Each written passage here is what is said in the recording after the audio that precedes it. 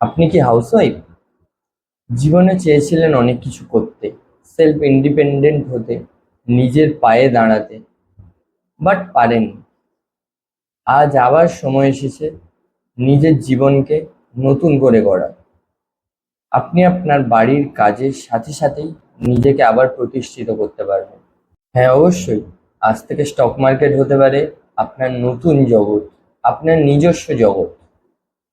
আপনি ভাবছেন, আমি পারবো তো? অবশ্যই পারবেন।